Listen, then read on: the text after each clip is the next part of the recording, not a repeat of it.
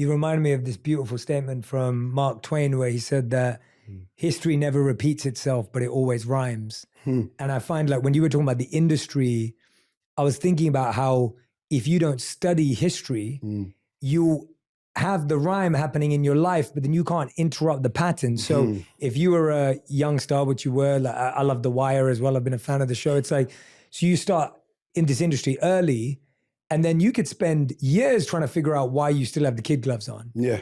Because you haven't studied that, wait a minute, that's what happens, that unless you disrupt the pattern, present yourself differently, show more of yourself, people are always going to say, he's talent, he's an actor, that's what he does.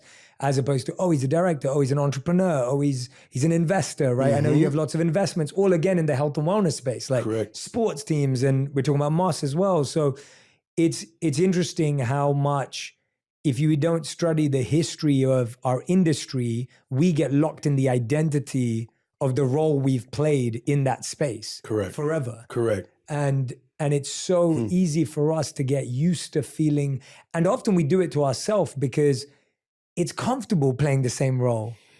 And there's a familiar feeling of when I play this role, and I felt that in my own small way, like when I went from having to create content to get my message out there, even though I wanted to do TV or film or whatever and couldn't get a break. And so I went to content.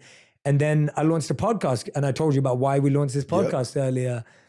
And then I wrote books, and it was like every time it was like, oh, we thought Jay was this, but he's actually, and I've had to go through that. And I've realized the hardest part is you letting go of that identity. And reinventing yourself. And allowing yourself, right? Go on, definitely. Like, I mean, have you ever has the podcast been something you always wanted to do? And this is me just curious, or is it something that you had to you forced yourself to reinvent yourself in a way? Because this isn't it for you.